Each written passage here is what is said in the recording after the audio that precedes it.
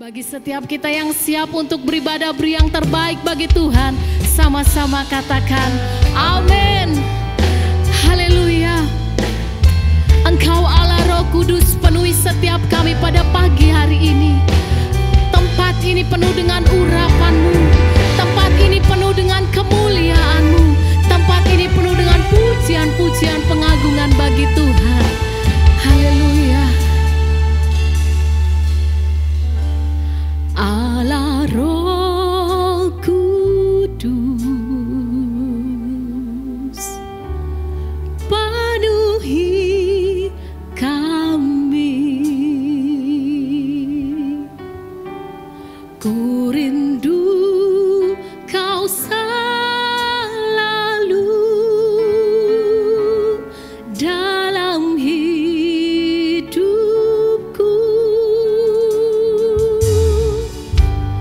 Allah Roh Kudus, ubah hatiku, jelikanku,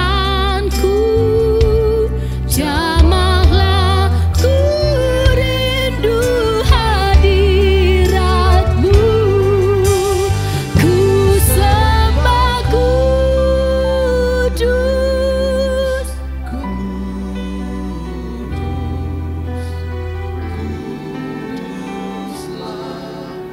amin. Dan ku sanjung Kau mulia, mulia bagi-Mu Tuhan.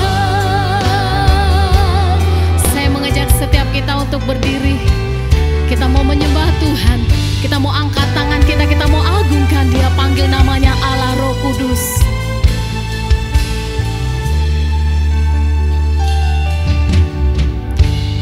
Allah Roh Kudus, penuhi setiap kami ya Tuhan.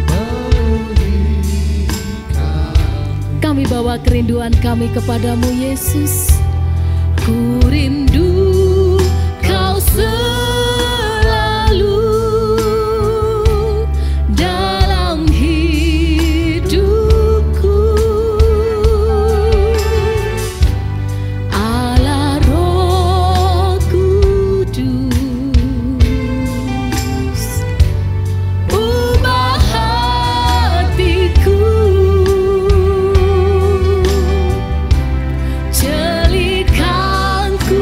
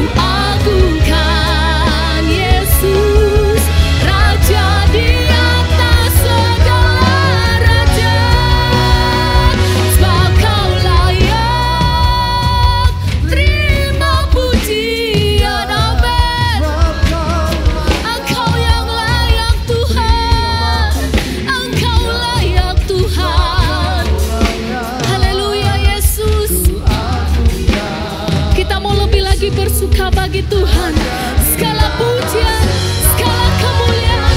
Engkau yang layak, Engkau yang layak terima pujian Tuhan. Sebab Kau layak terima pujian. Sebab Kau layak terima pujian. Sebab Kau layak ku agungkan Yesus, Raja di atas segala, Raja di atas segala raja, Raja di atas segala raja, Raja di atas segala raja.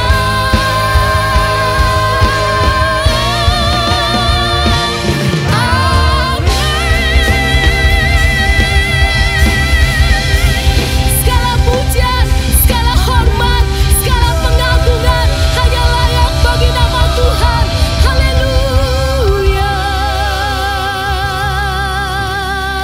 Terima kasih Tuhan bagi setiap kita yang mau berseru lebih lagi bersama, katakan haleluya. Haleluya. Kami punya hati yang selalu percaya kepada Tuhan, hati yang mau terus berharap kepada Tuhan. Sebab Dia Tuhan kekuatan bagi kita. Tuhanlah kekuatan dan mazmurku.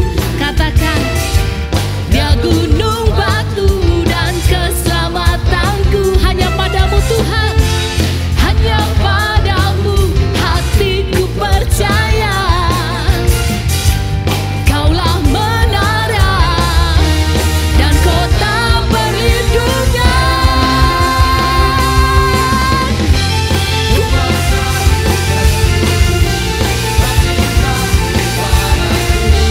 Takkan pernah berubah, hatiku percaya. Walau bumi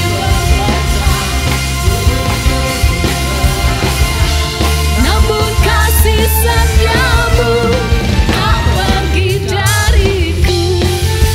Tepuk tangan di atas kepalamu.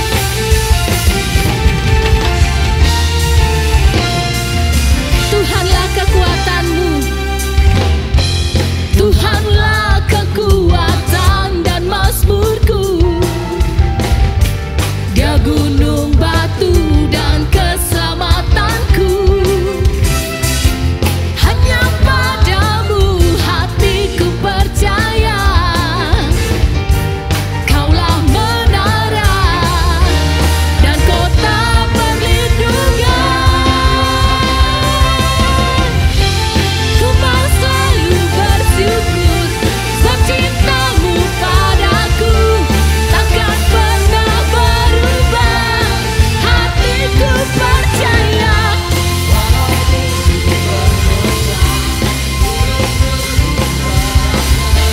Namun kasih setiamu tak pergi dariku.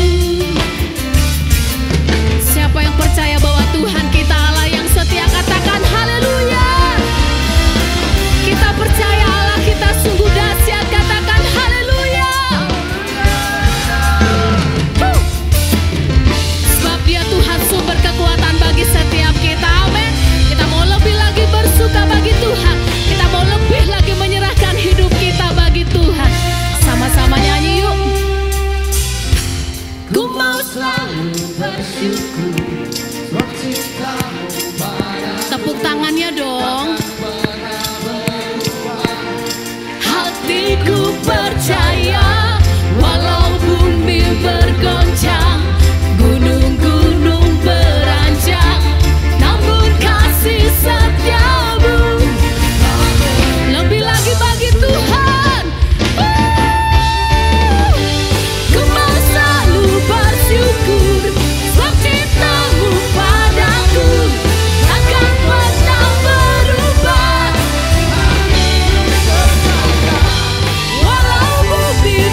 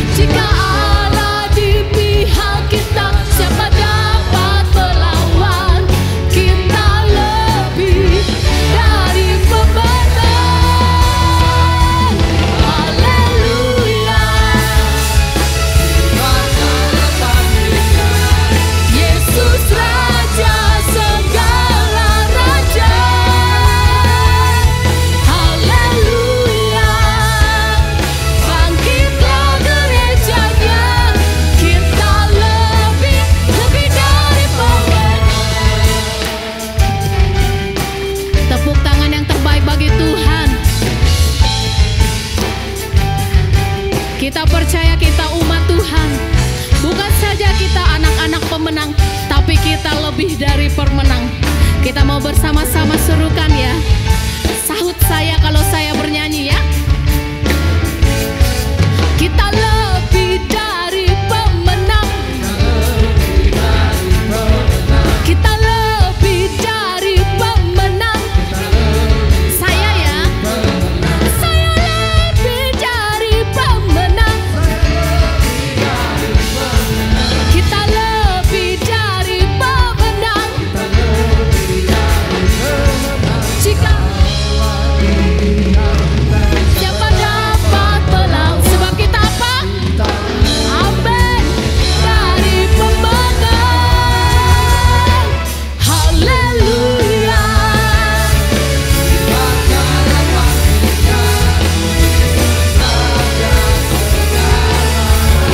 Haleluya.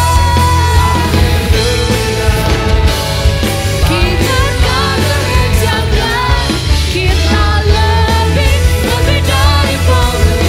Serukan kita lebih dari pemenang. Katakan dengan iman, saya lebih dari pemenang. Saya lebih dari pemenang. Haleluya. Haleluya. Puji Tuhan, sebelum duduk katakan kanan kirinya, kamu lebih dari pemenang. Haleluya, silakan duduk. Terima kasih Tuhan. Kami percaya di dalam hidup kami punya Tuhan yang besar. Kami punya Tuhan yang tidak pernah mengecewakan kami. Ajarkan kami Tuhan, sebagai umat yang telah Kau pilih, untuk kami mau mempersembahkan hidup kami untuk hormat kemuliaan Tuhan. Membawa hati kami, membawa setiap kerinduan kami, agar Tuhan mengubahkan hidup kami. Terima kasih Yesus. Haleluya Tuhan.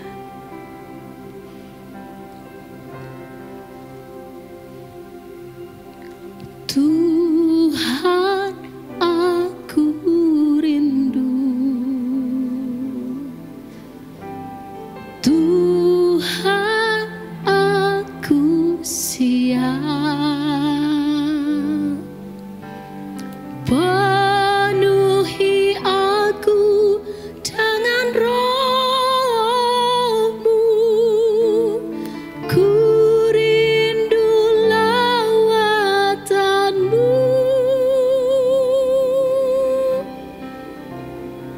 Ini kerinduanku Tuhan. Tuhan, aku rindu. Tuhan, aku siap.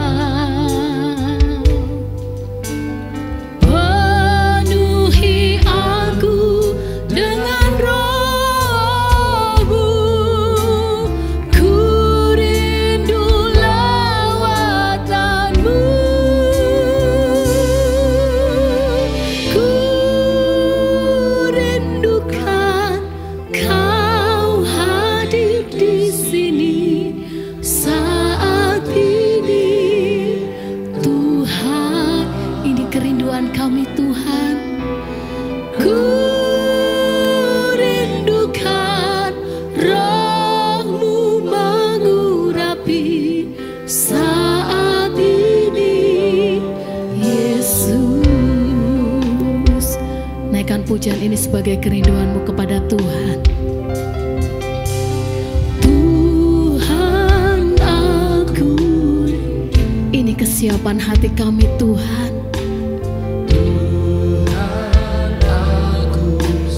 Kami siap Kau penuhi dengan firman-Mu. Penuhi aku dengan Roh-Mu. Ku rindu lawatan-Mu. Ku rindukan Kau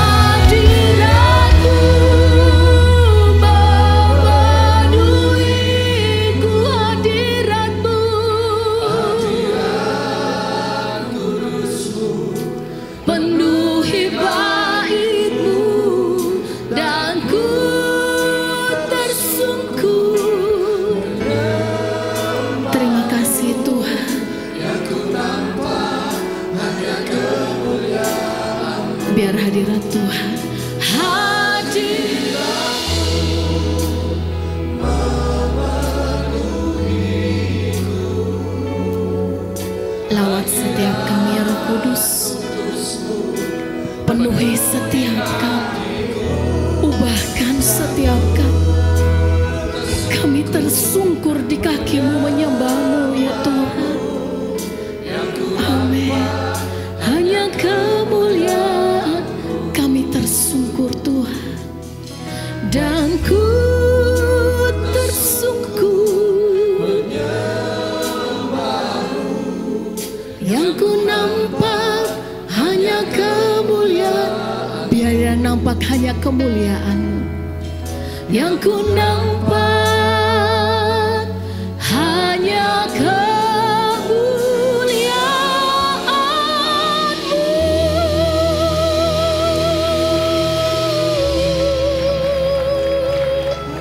Ya Roh Kudus, lawat kami dengan hadirat-Mu.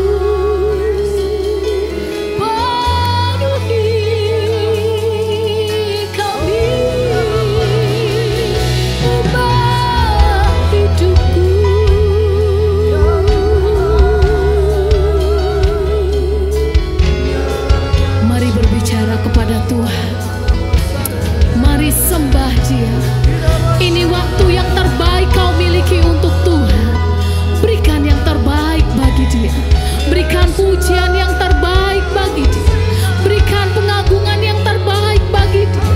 Sembah Dia, sembah Dia. Dengan apa kita dapat membalas setiap kebaikan Tuhan di dalam hidup kita, selain kita menaikkan ucapan syukur kita atas kebaikan Tuhan.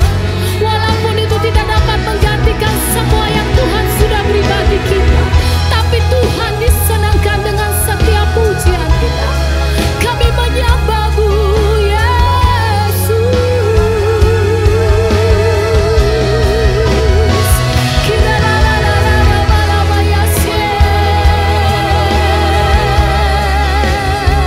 Kami siap Kamu bahkan ya Roh Kudus, bantu kami menjadi pribadi yang sempurna. Pakai hidup kami untuk kami mengerti kehendak-Mu di dalam hidup kami. Pakai kami untuk kami ada di dalam seturut dengan rencana-Mu.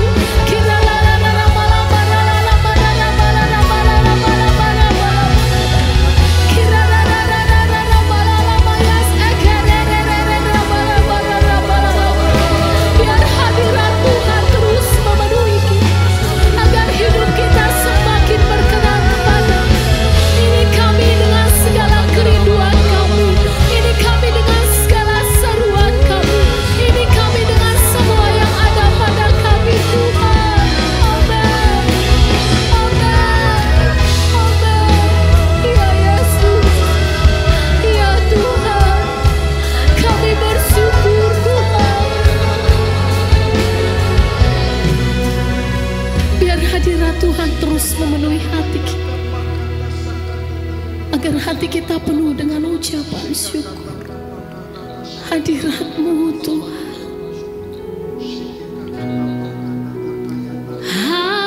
hadirat-Mu memenuhiku, hadirat kudus-Mu penuhi bait-Mu, dan ku tersungkur menyembah-Mu.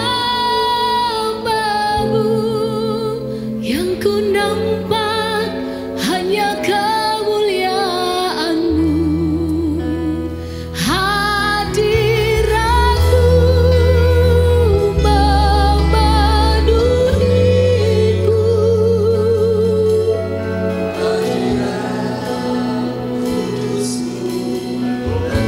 Amin. Dan ku tersungkur menyembah-Mu. Yang ku nampak hanya kemuliaan-Mu, hadirat-Mu memenuhiku, hadirat kudus-Mu penuhi bait-Mu, dan ku tersungkur menyembah-Mu.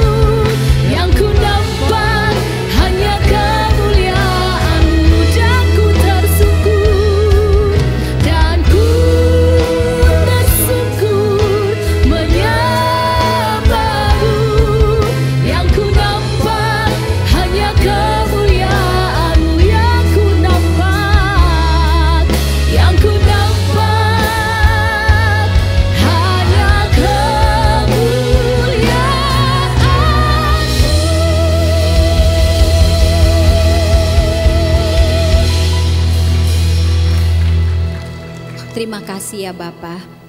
Terima kasih untuk kesempatan kami pada hari ini bisa beribadah bersama. Terima kasih untuk hidup yang Bapa berikan kepada kami. Terima kasih untuk pengampunan, terima kasih untuk kasih karunia, dan terima kasih telah memilih kami untuk menjadi anak-Mu, menjadi murid-Mu, dan menjadi teman sekerja-Mu. Siang hari ini Bapa, kami mempersilahkan Roh Kudus untuk terus berbicara kepada kami. Kami minta kami bisa merasakan kehadiran-Mu di tempat ini, dan kami bisa mengalami Tuhan melalui firman Tuhan yang dibagikan. Seperti Tuhan telah menciptakan langit dan bumi dengan perkataan-Mu, biarlah firman-Mu yang kami dengar, kami renungkan, kami bagikan siang hari ini benar-benar mengubah paradigma kami, mengubah hati kami, menyentuh sampai ke dalam hati kami, sehingga sesuatu yang ajaib terjadi di tengah-tengah kami. Kami pulang berbeda, kami pulang lebih kuat, kami pulang dengan komitmen yang lebih teguh. Kami yang takut, kami pulang dengan berani. Kami yang ragu, kami pulang dengan percaya. Dan pada siang hari ini, berbicaralah kepada kami ya Bapa. Biarlah kerajaan-Mu yang datang dan kehendak-Mu yang jadi. Di dalam nama Tuhan Yesus kami berdoa dan kami mengucapkan terima kasih. Haleluya, amin. Terima kasih tim musik. Selamat siang Bapak Ibu, silakan duduk. Sukacita bisa ada di tengah-tengah keluarga Emunah pada siang hari ini. Saya juga bisa merasakan Bapak Ibu semua adalah orang-orang yang lebih daripada pemenang. Amin. Dan tahun ini adalah tahun yang diberikan kepada kita dengan visi transformasi. Dan itu bukan hanya sekedar tagline, saya percaya itu akan menjadi kenyataan dan sedang terjadi dalam hidup kita. Amin. Kita kasih tepuk tangan yuk buat Bapak Ibu semua yang sudah ada di sini. Kemarin saya dengar banjir, tapi hari ini kita bisa full house datang ke rumah Tuhan. Luar biasa Bapak Ibu ya. Tidak ada jeripaya kita yang sia-sia di dalam Tuhan. Siang hari ini tema firman Tuhan yang akan kita pelajari bersama adalah bersama Tuhan di perbatasan. Kita semua dan ada beberapa Bapak Ibu yang saat ini saya juga bisa merasakannya di dalam doa sedang ada di perbatasan. Mungkin itu perbatasan antara kekuatan sendiri dengan jalan mengandalkan Tuhan. Mungkin ada Bapak Ibu di sini yang sedang mengalami sakit dan sedang berseru kepada Tuhan untuk kesembuhan. Atau Bapak Ibu ada yang punya masalah yang sebenarnya sudah tidak sanggup lagi dengan kekuatan sendiri. Dan Bapak Ibu sedang mencari Tuhan berbicara kepada saya. Atau ada Bapak Ibu yang sedang akan membuat sebuah keputusan untuk masuk ke level yang baru, masuk ke new season. Dan yang pasti kita sedang ada di perbatasan cara hidup yang lama menjadi cara hidup yang baru dan mengalami transformasi. Dapat salam juga dari keluarga kami, dari Pak Ivan dan anak-anak. Saya ibu dari 4 anak. Dan kami masih ingin mengucapkan selamat tahun baru karena ini masih bulan 2 ya. Kita masih ada di perbatasan, baru aja masuk tahun 2023. Ini adalah keluarga kami. Ada anak saya juga hari ini hadir menemani saya, anak paling besar. Kemudian ada 3 lagi, semua anak-anak kami tahun ini akan masuk kuliah. Tuhan mendirikan keluarga ini tahun 1997. Jadi sekarang keluarga kami umurnya udah masuk tahun ke-26. Yeay. Ya, semakin hari semakin kuat di dalam Tuhan. Kami semakin mencintai Tuhan dan semakin percaya bahwa Tuhan itu benar. So Bapak Ibu, kita akan membaca firman Tuhan dari Roma 12 ayat 1 sampai 2. Saya mengajak kita untuk membaca bersama-sama. Ini adalah rema firman Tuhan yang buat saya ini spesial banget. Tiap hari firman Tuhan ini terngiang-ngiang di dalam pikiran saya, di hati. Ayo kita baca sama-sama ya. 3, 2, 1. 1, saudara-saudara, demi kemurahan Allah, aku menasehatkan kamu supaya kamu mempersembahkan tubuhmu sebagai persembahan yang hidup, yang kudus, yang berkenan kepada Allah. Karena itulah ibadahmu yang sejati. Ayat 2, janganlah kamu menjadi serupa dengan dunia ini, berubahlah oleh pembaharuan budimu, sehingga kamu dapat membedakan manakah kehendak Allah, apa yang baik, yang berkenan kepada Allah, dan yang sempurna. Ayat ini merupakan ayat yang istimewa buat saya, karena ayat ini terjadi dalam hidupku. Saya menyebutnya metanoia, yaitu transformasi dari dalam keluar. Transformasi yang bisa dilihat, dirasakan dengan jelas oleh orang lain, oleh lingkungan kita. Dan tujuan transformasi ini adalah untuk kita lebih mengerti kehendak Tuhan. Untuk kita lebih mengerti, mengenal dan mengalami kehadiran Tuhan dalam hidup kita. Bapak Ibu, karena yang paling berharga, yang paling istimewa sebetulnya kita sudah menerima Dia. Dia sudah memberikan dirinya kepada kita. Itu yang paling istimewa. Berkat yang paling istimewa itu adalah pribadinya sendiri. Jadi kalau kita jatuh cinta sama seseorang atau kita menikah dengan pasangan kita, sebetulnya kita mendapatkan pribadi dia. Jadi begitu juga hubungan kita dengan Tuhan. Dialah sebenarnya berkat yang paling istimewa itu. Tapi apakah kita betul-betul menginginkannya? Lebih dari apa yang bisa Dia berikan kepada kita. Ayat ini beberapa bulan lagi akan menjadi sebuah film. Tadi saya lupa loh mengumumkannya, Pak. Kami bersama tim sedang membuat film yang judulnya Metanoia. Boleh slide-nya ditampilkan?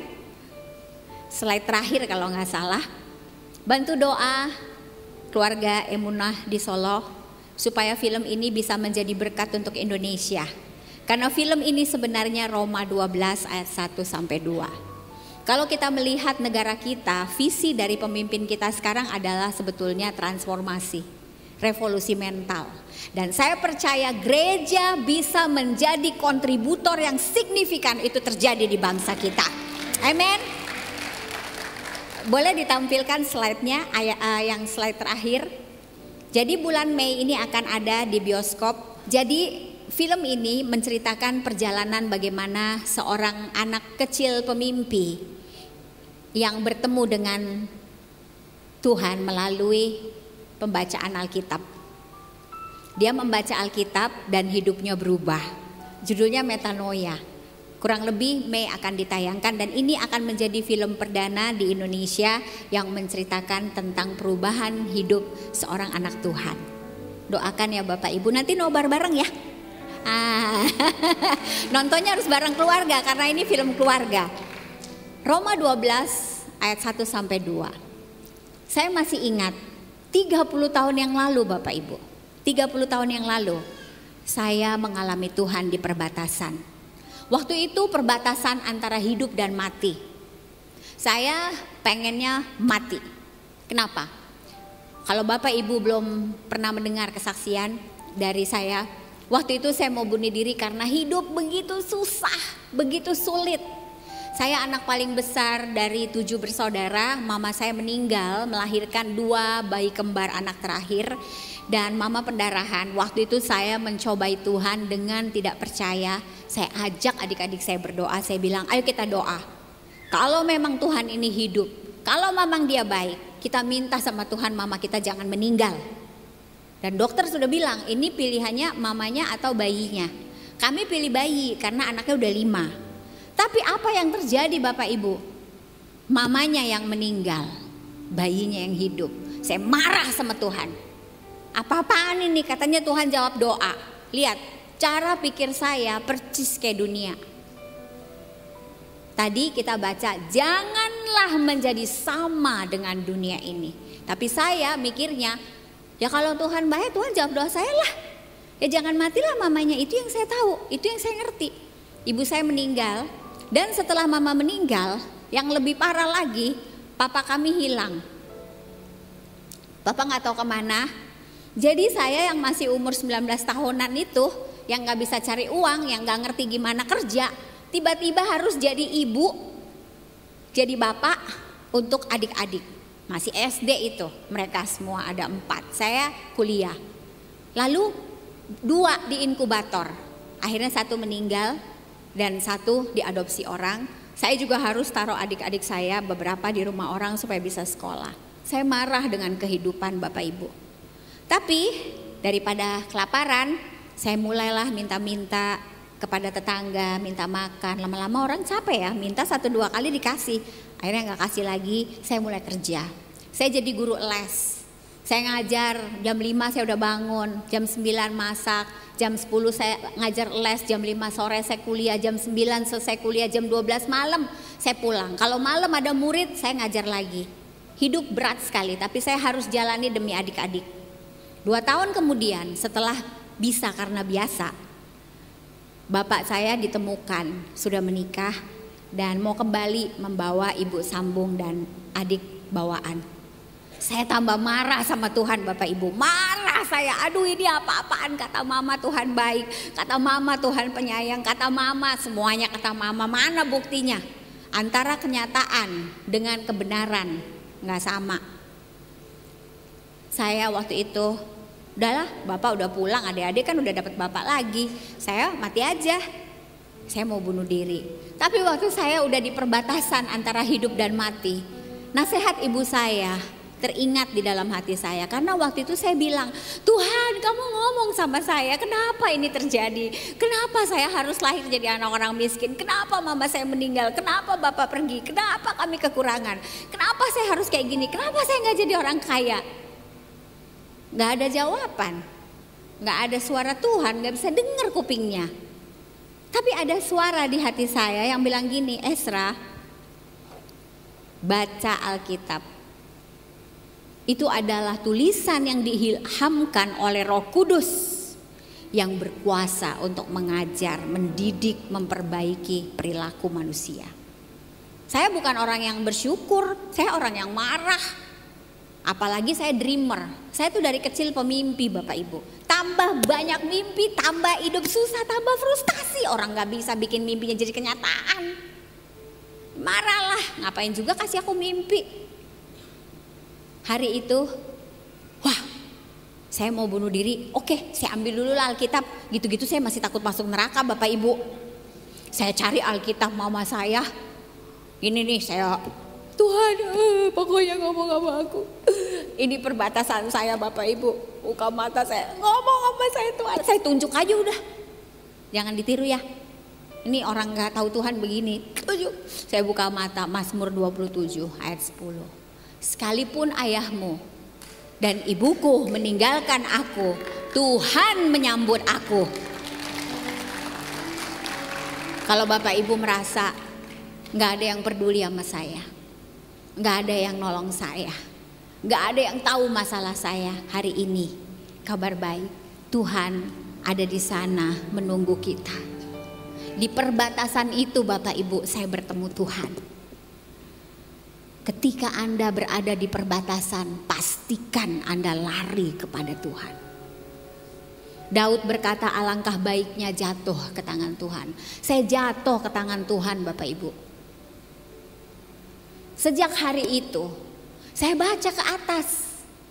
Kalau Mazmur 27, itu di atas tuh bunyinya, satu hal telah kuminta kepada Tuhan, itulah yang kuingini. Langsung hati saya gini, nah Ezra, kamu lagi ngomong sama Tuhan, lagi ketemu Tuhan nih Bapak Ibu.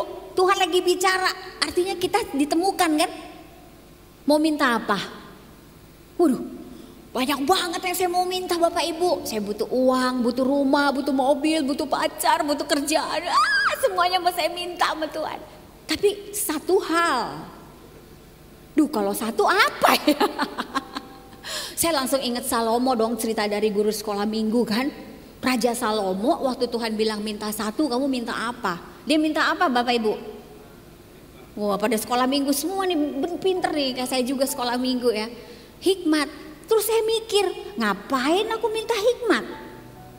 Jelas aja Salomo minta hikmat, anak orang kaya. Ya kan, untuk memanage uang dia butuh hikmat. Saya manage apa? Duit aja nggak ada. Dia raja, rakyatnya banyak. Ya dia harus memimpin rakyat dengan hikmat. Saya mimpin apa? Adik-adik saya. Ngapain hikmat? Saya nggak perlu hikmat Tuhan. Saya nggak perlu hikmat. Saya minta kamu Tuhan. Gak tahu gimana tuh. Bisa mintanya Tuhan. Makanya berbahagialah orang yang miskin. Saking miskinnya kebanyakan yang mau diminta, udahlah minta yang paling penting aja, Tuhan. Saya bilang, Tuhan aku mau kamu. Aku gak kenal kamu Tuhan. Mama selalu menceritakan kamu, tapi aku gak kenal. I want you. Mulai hari ini Tuhan, segala kebutuhanku terlalu banyak untuk saya minta. Boleh gak saya dapetin Tuhan? Be my best friend, be my father, be my lover, be my everything. Aku terlalu miskin, terlalu banyak kebutuhanku Tuhan. Saya gak ngerti Bapak Ibu bahwa itu ternyata pembuka kunci perkataan Tuhan Yesus. Kalau kau mencari aku dengan segenap hatimu, maka semua yang lain akan kutambahkan kepadamu. Saya gak ngerti apa itu yang ditambahkan. Aku hanya mau dia. Sejak hari itu nyanyian saya kepada Tuhan adalah Open my eyes Lord, I want to see Jesus, to reach and to touch Him, and say that I love Him. Pernah tahu lagu itu? Open my ears Lord, and help me to listen. Open my eyes Lord, I want to see Jesus. That's all. Hanya itu yang saya inginkan Bapak Ibu. Ternyata itulah kunci transformasi. Kalau Tuhan mendapatkan kita dan kita menyerahkan hidup kita sebagai persembahan yang kudus, kita mau Tuhan, maka akan terjadi roh yang lain dalam diri kita. Berbeda jiwanya karena tulus. Saya nggak bilang saya tulus ya, saya proses ke sana untuk terus tulus ikut sama Tuhan. Kita akan lihat ada 2 orang di Alkitab yang dicatat di kitab Bilangan 14 ayat 24, yaitu Joshua dan Caleb. Mereka ini punya jiwa yang berbeda. Waktu bangsa Israel mau masuk tanah perjanjian, Bapak tahu gak sama Ibu, itu 2 juta orang dibawa dari Mesir. Yang menerima perjanjian itu hanya 2 orang ini. Hah? Why? Karena sisanya marah-marah terus. Padahal maksud Tuhan adalah memberikan kepada mereka tanah yang mereka impikan. Dan dari 12 pengintai, 10 bilang jelek itu tanah, serem. Hanya 2 yang bilang tanah itu bagus sekali, namanya Joshua dan Caleb. Waktu saya baca cerita ini, saya terkesima, terpesona saya Bapak Ibu dengan sikap mereka berdua. Dan Alkitab mendeskripsikan, tetapi hambaku Kaleb, karena lain jiwa yang ada padanya, dan dia mengikuti aku sepenuhnya, akan kubawa masuk ke negeri yang telah dimasukinya itu, dan keturunannya akan memilikinya. Teori ekonomi yang ditemukan oleh ahli ekonomi beberapa ribu tahun kemudian sudah ditulis di Alkitab, The Pareto Principle, bahwa dari 100 populasi hanya 20 yang akan mendekati sukses. Dari 100% populasi, 80% akan biasa-biasa, hanya 20% yang akan luar biasa. Dan ini sudah ditemukan di kitab Bilangan. 12 pengintai, 10 bilang tanah itu jelek. Hanya 2 orang yang bilang tanah itu bagus sekali, anggur-anggurnya bagus, banyak susu, banyak madu. Apa itu? Sikap. Sikap adalah pola pikir yang dibentuk oleh pengalaman dan pengaruh yang kita dapatkan. Kalau Bapak Ibu tanya, apa pengaruh paling besar dalam hidup Ibu Esra? Bible. Ini fondasi hidupku. Hanya 1 ayat Tuhan kasih loh.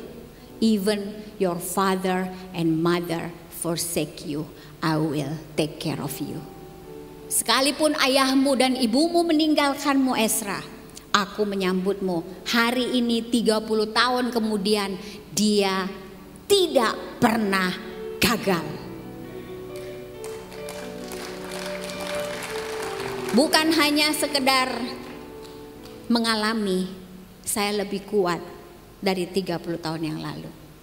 Saya terinspirasi dengan Joshua yang mengatakan 40 tahun yang lalu aku mendapatkan firman Tuhan itu, dan sekarang 40 tahun kemudian tidak sedikit pun kekuatanku berkurang. Aku mengalami. Luar biasa firman Tuhan Bapak Ibu. Satu perkataan Tuhan bisa mengubah keadaan kita. Langit dan bumi ini Bapak Ibu dan segala isinya itu dia ciptakan dengan perkataannya. Joshua dan Caleb menginspirasi kita. Kita golongan yang mana? Apakah kita golongan 80% yang biasa-biasa atau 20% yang outstanding? Rencana Tuhan adalah golongan yang outstanding. Orang benar itu akan bercahaya di dalam kegelapan. Mereka akan semakin kuat terbang seperti Raja Wali mengepakkan sayapnya. Mereka berlari dan tidak menjadi lemah. Kita dipanggil untuk menjadi umat yang lebih dari pemenang. Bapak Ibu, suatu hari Jacob juga ada di perbatasan. Kalau kita lihat di Kejadian 32 ayat 24 sampai 30, Bapak Ibu nanti baca di rumah ya, PR nih ya, baca, pelajari. Waktu itu Yakub sendirian, dia ketakutan setengah mati karena malaikat udah ketemu dia dan bilang, orang-orang juga ada yang bilang, kakak kamu mau bunuh kamu. Yakub ini kasian sebenarnya, saya sih sama dia kasian. Dia kan anak nomor 2, dia tuh nggak pernah lagi pengen jadi anak nomor 1. Kakaknya yang sembarangan, kakaknya yang mau nukeran kan. Tapi malahan dia jadi dibenci karena akhirnya hak kesulungan ada di dia. Jadi malam itu ketika dia akan bertemu kakaknya, dia udah tahu nih kakaknya cari dia harus menghadapi mertuanya Laban yang juga begitu lucunya. Jadi perjalanan Yakub itu benar-benar pergumulan. Tapi di perbatasan itu ketika dia sendirian di ayat 24, dia berlari kepada Tuhan. Makanya Yakub menamai tempat itu Penil, sebab katanya, aku telah melihat Allah berhadapan muka dan nyawaku tertolong. Dia ketemu malaikat Tuhan. Dia ketakutan malam itu Bapak Ibu, takut mati dia beneran. Tapi yang hebatnya dia berani di situ untuk meminta Tuhan memberkati dia dan melindungi dia. Walaupun pahanya keplecok, artinya di perbatasan itu kekuatannya patah. Gak kuat dia ngadepin itu semua, tapi Tuhan menolong dia. Kalau kita ada di perbatasan, kepada siapa kita biasanya lari? Mama saya bilang gini sama saya, Esra, waktu itu saya belum lahir baru. kamu ya, kalau kamu nanti dewasa, kalau kamu susah, jangan pernah kamu cerita sama orang sebelum kamu cerita sama Tuhan. Kalau kamu ada masalah, kamu cari Tuhan dulu. Kalau kamu udah curhat sama Tuhan, baru kamu boleh ngomong sama manusia. Dan itu sampai hari ini udah menjadi gaya hidupku. Itu sebetulnya artinya doa. Tapi mama menjabarkannya sesederhana itu. Jadi saya sekarang nih Bapak Ibu habis disakitin orang, habis difitnah gitu ya. Udah saya pasti ke kamar dulu, langsung curhat sama Tuhan. Oh Tuhan, aku tadi gini. Udah habis itu nyembah Tuhan, feeling better. Ya gak cerita lagi sama orang. Kalau cerita juga paling minta nasihat. Dan ternyata itu luar biasa. Bahkan kalau gak punya uang juga dulu ngomong dulu sama Tuhan, Tuhan aku gak ada uang. Baru keluar rumah, ngomong dulu sama Tuhan semuanya. Jadi gak pernah ceritain ke orang masalah. Gak pernah, karena mama udah ajarin. Jacob malam itu berlari kepada Tuhan dan nyawanya selamat. Kalau kita lari kepada Tuhan di perbatasan Bapak Ibu, Anda pasti tertolong. Karena orang yang berlari kepada Tuhan tidak akan dikecewakan. Janjinya, Bu, tapi ibu waktu berlari ke Tuhan mamanya meninggal. Ya kan saya marah waktu itu, belum pembaharuan pikiran. Tapi lihat sekarang saya ada di mana. Saya ada di keluarga GBI Emuna yang diberkati Tuhan, berbagi firman Tuhan. Aku jatuh ke tangannya dan nyawaku tertolong. Contoh ketiga tentang sikap kita di perbatasan adalah Yudas dan Petrus. Bapak Ibu, dua-dua orang ini murid Tuhan. Dua-duanya menyangkal Tuhan. Si Yudas jual Tuhan. Petrus gak ngaku. Tuhan ditinggalin sendirian. Yudas juga diperingatkan waktu makan malam. Ada nih yang mau jual saya, tapi dia tetap aja kan. Petrus juga udah diperingatkan, tar sebelum ayam berkokok ya, kamu nyangkal saya. Tuhan selalu memperingatkan kita sebelum sesuatu terjadi. Tuhan tuh baik. Tapi dua-duanya gagal. Yudas menangis, buang tuh uang. Pasti dia nangis lah, saya kebayang. Nyesel aku, nyesel. Dibuang uangnya. Terus dia apa? Gantung diri. Tapi Petrus, coba kita lihat, itu di dalam Markus 14 ayat 72. Dan pada saat itu berkokoklah ayam untuk kedua kalinya. Maka teringatlah Petrus bahwa Yesus telah berkata kepadanya, sebelum ayam berkokok 2 kali, kau telah menyangkal aku 3 kali. Lalu menangislah dia terseduh-seduh. Dia sedih, dia gagal. Dia mengecewakan Tuhan. Tapi dia menangis terseduh-seduh. Dia bertobat. Dan kalau kita lihat di Kisah Para Rasul, Petrus menjadi murid yang luar biasa. Dia menjadi penginjil yang bahkan berani mati buat Tuhan kita. Tepuk tangan buat Petrus. Bapak Ibu, kita semua pernah gagal dan salah. Jangan bunuh diri ketika kamu gagal. Tirulah Petrus. Walaupun dia nangis terseduh-seduh, dia nangis loh, dia nangis terseduh. Tuhan ampuni aku, Tuhan ampuni aku. Dan saat api Roh Kudus turun, dia berubah, mengalami metanoia, menjadi murid yang pemberani. Lain jiwanya kemudian. Bapak Ibu, waktu saya kecil, saya pemimpi. Banyak sekali tukang mimpi. Salah satu mimpi saya adalah saya suka berdiri di kaca, pegang mic, gitu-gitu, pegang mic. Waktu saya kecil, saya udah kayak gitu. Lihat hari ini, saya ada di sini pegang mic. Dreams come true. Saya juga mimpi keliling dunia. Sementara bapakku opungnya opung, boro-boro keliling dunia, pindah pulau aja nggak pernah. Apa maksudnya naik pesawat, nyebrang pulau naik pesawat gitu, nggak pernah. Keluarga kami yang naik pesawat pertama itu ya saya. Hari ini 50 negara Tuhan bawa saya keliling. Ada 159 negara kurang lebih di dunia ini. Saya belum separohnya loh. Dan saya percaya mimpi itu akan jadi kenyataan. Kalau kita pemimpi dan kita hidup di dalam kekurangan, itu stres Bapak Ibu. Stres karena mimpinya banyak tapi kenyataannya enggak gitu. Saya mengalami itu.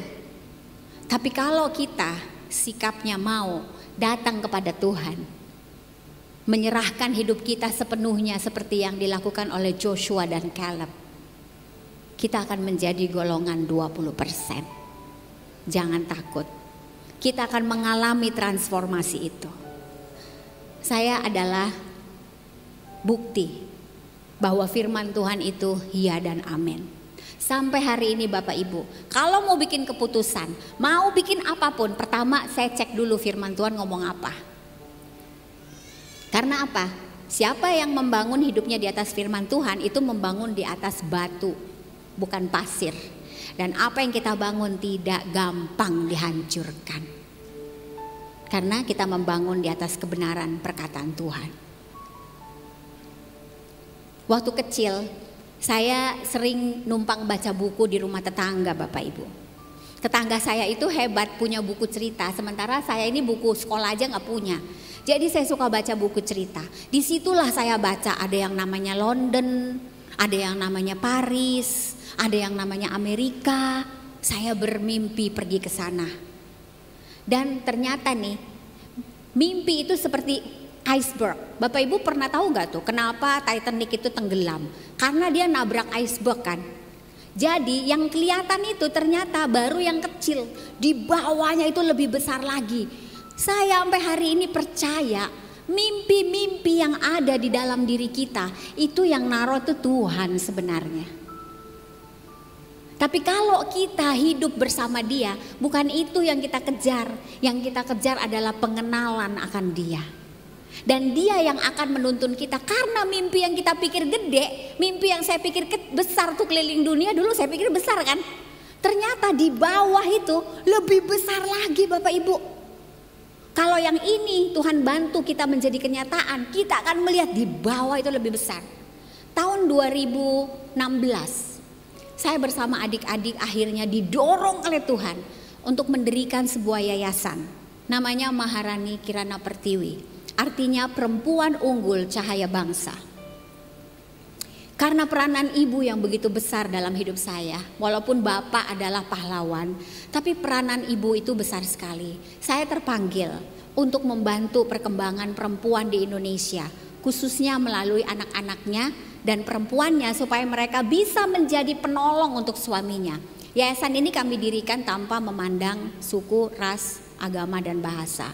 Dan sekarang yayasan ini sudah punya 14 perpustakaan yang tersebar di pelosok-pelosok desa di Indonesia. Tuhan memanggil kita bukan cuma untuk diri kita. Ternyata anak pemimpi itu sekarang dipakai sama Tuhan dalam blueprintnya untuk bawa anak-anak di desa-desa untuk bermimpi besar. Makanya tagline saya sekarang adalah Dream Big with God. Kami kasih buku gratis. Itu kalau ke sana Bapak Ibu, saya suka kayak mempertaruhkan nyawa itu. Karena ntar naik pesawat, dari pesawat naik mobil 2 jam. Habis mobil 2 jam nyebrang laut, nyebrang danau misalnya 30 menit. Habis itu naik mobil lagi. Di desa-desa banget dan di sana banyak anak-anak dan perempuan yang belum tahu kebenaran. Belum ngerti, boro-boro mimpi, Bapak Ibu makan aja susah. Dan Tuhan bawa saya ke sana. Jadi mimpi yang tadi saya pikir besar itu ternyata di bawahnya lebih besar lagi. Seperti Yusuf. Dia cuma mimpi kan, mimpinya inilah nanti dia jadi orang besar. Ternyata Yusuf itu dipanggil sama Tuhan, ditaruh mimpi itu untuk memelihara nasib sebuah bangsa. di masa kelaparan. Jadi mengerti kehendak Tuhan itu udah pasti Tuhan punya rencana yang lebih besar daripada rencana kita sendiri. Makanya Rasul Paulus menasehatkan, janganlah kamu menjadi serupa dengan dunia ini supaya kamu mengerti kehendak Tuhan. Kamu tahu apa yang baik, kamu tahu apa yang berkenan, kamu tahu apa yang sempurna. Saya melihat itu adalah 3 stage cara berpikir. Jadi kalau ditanya, Ibu Esra sekarang apa mimpinya yang paling besar? Mimpi saya adalah mengerti apa blueprint Tuhan dalam hidup saya. Pekerjaan baik yang sudah Dia siapkan sejak semula. Aku mau memenuhi itu Bapak Ibu. Dan tujuan daripada sesi hari ini, Tuhan memanggil kita. Di perbatasan kita, datanglah kepada Tuhan. Tuhan Yesus mengajarkan kita mengikut Dia tidak jauh dari salib. Bagi saya, salib itu adalah ketika saya menyerahkan hidupku sepenuhnya kepada Dia. Waktu saya bilang, Tuhan aku gak mau yang lain. Aku gak mau yang lain karena kebanyakan yang aku mau. Aku mau Tuhan aja. Waktu saya bilang saya mau Tuhan aja, sebenarnya saya sedang mengatakan Thy will be done, Thy kingdom come. Datanglah kerajaanmu, jadilah kehendakmu. Itu adalah salib bagi saya. Karena berarti saya tidak hidup lagi untuk diri saya sendiri. Saya hidup untuk mengikuti Dia. Sekalipun Tuhan tidak mengabulkan apa yang saya inginkan, saya tetap percaya Tuhan pasti punya yang lebih indah.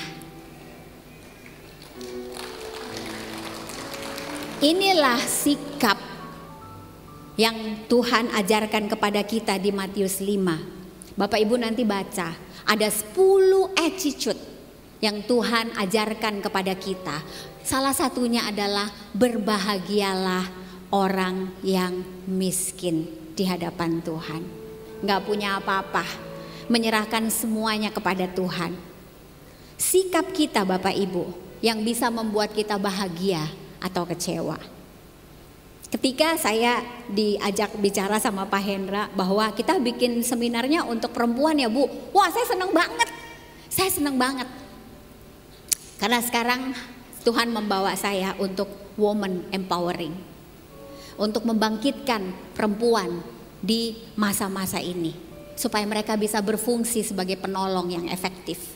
Penolong yang tangguh, yang bahagia. Terus judulnya saya berdoa, Tuhan judulnya apa? Dikasih perempuan yang bahagia. Waduh, ini perempuan yang bahagia saya tanya dulu dia sama anak-anak. Mami ini bahagia apa enggak menurut kamu? Ya kan, jangan sampai saya ngajarin orang bahagia sendirinya di rumah dikenal jutek. Iya kan? Saya tanya sama anak-anak bilang, iya kok Mami suka happy sendiri gitu. Oh oke, berarti saya udah boleh dibawainnya. Jadi besok ibu-ibu yang mau belajar, salah satu attitude yang Tuhan bangun juga di dalam diri anak-anaknya, anak-anak Tuhan seperti kita, ada semua di 10 sikap itu. Orang yang haus dan lapar. Saya dari dulu suka baca, sampai hari ini tetap suka baca. Itu ternyata kunci. Kemarin saya diantar sama satu anak muda dari airport, namanya Nadia. Dia nanya sama saya, pertanyaannya bagus sekali. Ibu, kalau ibu menghadapi kesulitan, apa yang membuat ibu bertahan? Kan kita banyak nih Bu mengalami kesulitan, kata dia. Wah, good question.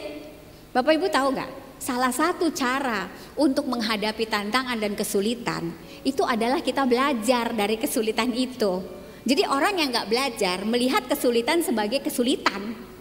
Tapi orang yang hatinya haus dan lapar, dia mau belajar kebenaran, dia melihat kesulitan itu seperti sesuatu yang perlu dia atasi, sesuatu yang perlu dia pecahkan. Saya kalau lihat masalah, yang muncul adalah oke, ini kayaknya tes nih untuk problem solving saya nih. Karena kita ini kan melalui masalah tuh dilatih yang namanya problem solving skill, kemampuan memecahkan masalah. Jadi kita tuh dilatih sama Tuhan untuk mikir, pernah gak sih ngadapin masalah, ini kok masalahnya gini-gini terus, ini gini-gini terus, kenapa ya Tuhan ya? Itu jangan-jangan ya, Tuhan latih kita yang namanya problem solving skill.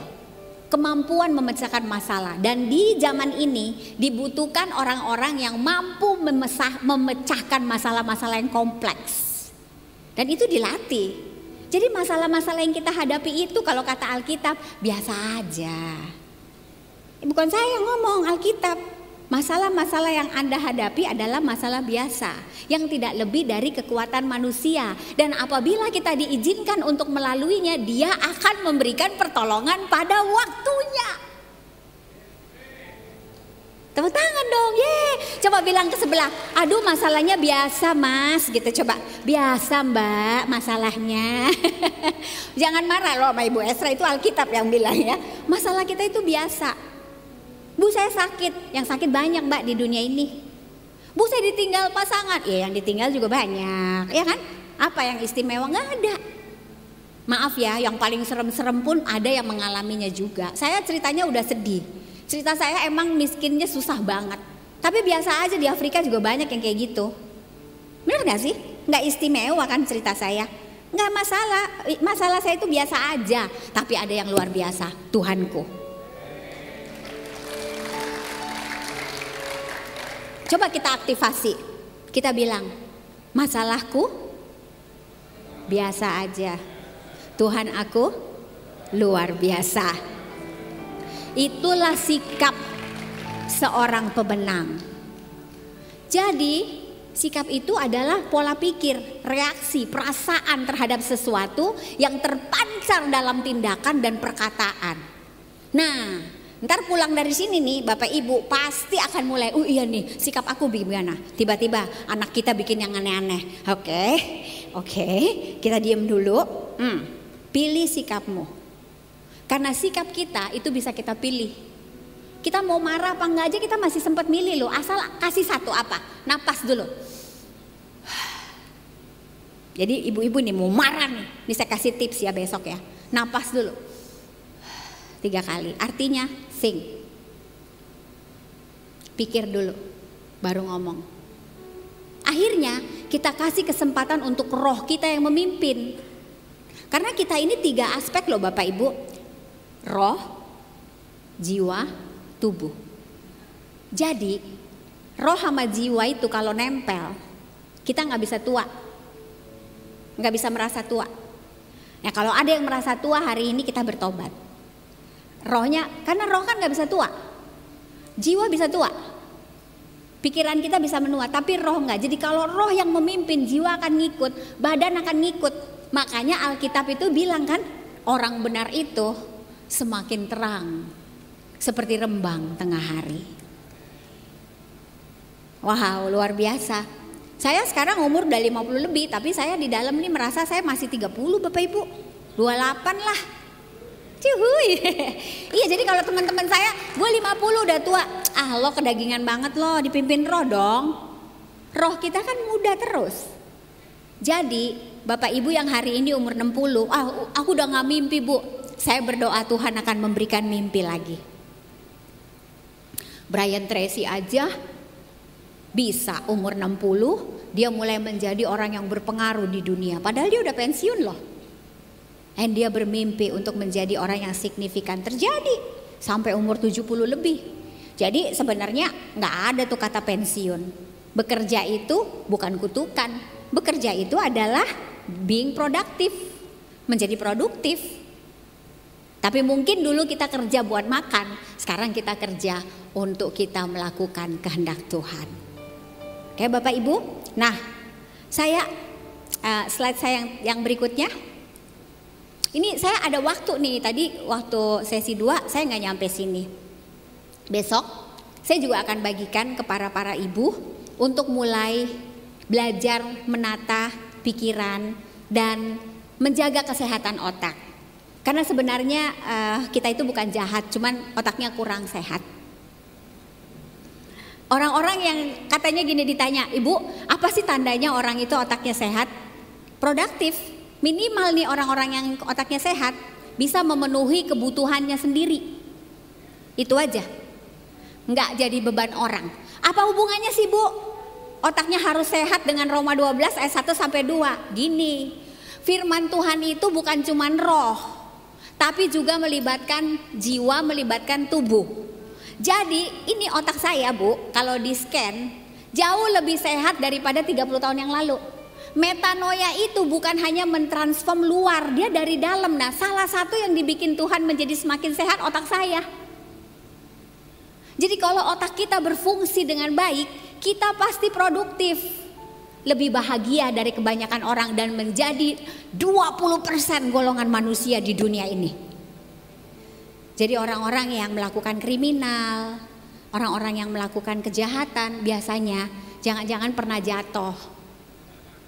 Serius, Pak, itu serius. Saya ikut brain certification, saya ikut sekolah untuk brain health, saya ambil online dari Amerika.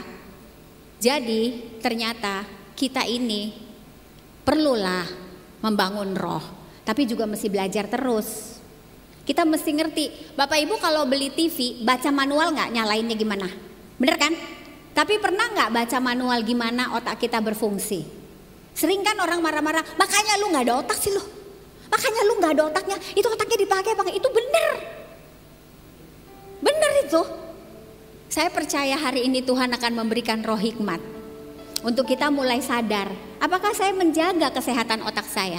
Karena berubahlah oleh pembaharuan budimu supaya engkau mengerti kehendak Tuhan. Itu bukan hanya omongan, itu brain kita, sel-selnya berubah. Itu ada 2 otak tuh, saya scan tuh. Contoh ya dari dosen saya. Lihat Bapak Ibu, yang healthy sama unhealthy. Jelas bisa dipoto, kelihatan. Yang gak healthy kayak gitu, kayak jeruk purut. Yang healthy lebih bagus.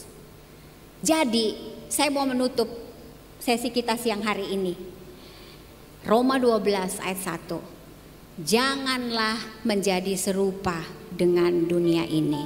Berubahlah oleh pembaharuan budimu supaya engkau mengerti kehendak Tuhan. Itu akan terjadi. Dan salah satu, nih ibu-ibu pasti senang. Salah satu, kalau kita mulai memelihara otak kita, kita akan kelihatan semakin muda dan semakin cantik. Iya ibu-ibu, bener, itu bukan omongan, bener. Nah, bagaimana nih mentransformnya? Dari firman Tuhan dulu. Makanlah firman Tuhan itu setiap hari. Renungkanlah siang dan malam. Perkatakanlah dan lakukanlah. Saya kasih tips. Gimana sih melakukan firman Tuhan? Gini ibu bapak. Masalah ya, tantangan, kesulitan. Nih mulut gak usah banyak ngomong dulu. Ucapin firman ke atas masalah itu. Udah, ucapin dulu. Misalnya saya selalu nih ya, kalau dapat duit, dapat income, itu saya sebelum ngitung bayar ini gitu ya, sebelum saya tumpangin tangan dulu tuh, 5 roti 2 ikan. Lalu Tuhan mengangkat tangan dan memberkati roti itu lalu membagi-bagikannya. Terus saya ucapin Mazmur 23, Tuhan adalah gembalaku, aku tidak akan kekurangan. Percaya gak Bapak Ibu, sampai hari ini udah lupa tuh yang namanya gak punya duit. Beneran, aku sih bukan orang kaya raya gimana ya, tapi gak ada tuh gak punya duit. Kenapa? Firman Tuhan itu sanggup membuat 5 roti 2 ikan menjadi lebih 12 bakul. Itu contoh praktis. Sakit ya. Gimana melakukan firman? Saya sakit waktu COVID, kan kena kita di Bali, PPKM loh 3 bulan Bapak Ibu, gak bisa pulang Jakarta.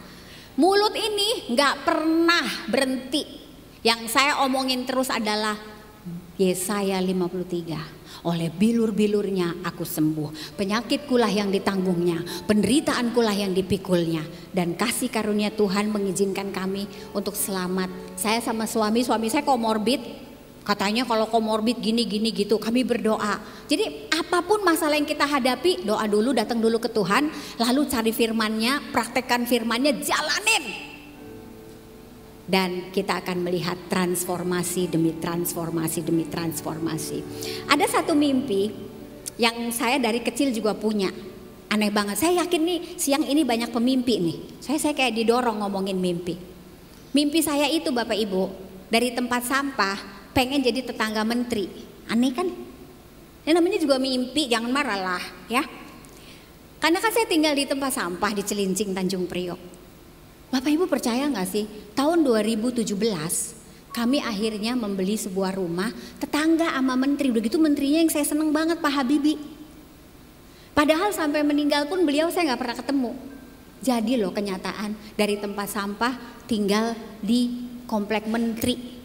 Tapi 5 tahun kemudian saya dapat firman Tuhan lagi. Stop, udah cobain aja, nggak usah mempertahankan. Jadi saya belajar ikut Tuhan. Ternyata apapun Tuhan bisa bikin, tapi nggak usah dipertahankan. Pertahankan dia aja. Dan waktu kami sakit, kami ke Bali. Saya juga pernah dapat buku dari suami hadiah ulang tahun. Judulnya Dream Living in Bali. Nggak penting banget kan? Apaan sih itu kayak gitu, mimpi kayak gitu, nggak alkitabiah lah ya. Tapi saya lihat buku itu, Pak, mimpi punya rumah di Bali. Dan rumah di Jakarta tuh saya selalu dandanin kayak di Bali. Karena kami pandemi 3 bulan di Bali, Tuhan bikin saya jadi suka sama Bali. Nggak bisa pulang kan ke Jakarta. Akhirnya waktu itu di Bali banyak orang lagi kesulitan, jadi jualin rumah-rumah, tanah tuh murah-murah. Jadi saya nolongin orang-orang yang waktu itu emang kena utang. Akhirnya sekarang jadi punya tanah di Bali dan punya rumah di Bali. Jadi saya hidupnya Jakarta Bali. Nggak penting banget kan mimpi kayak gituan.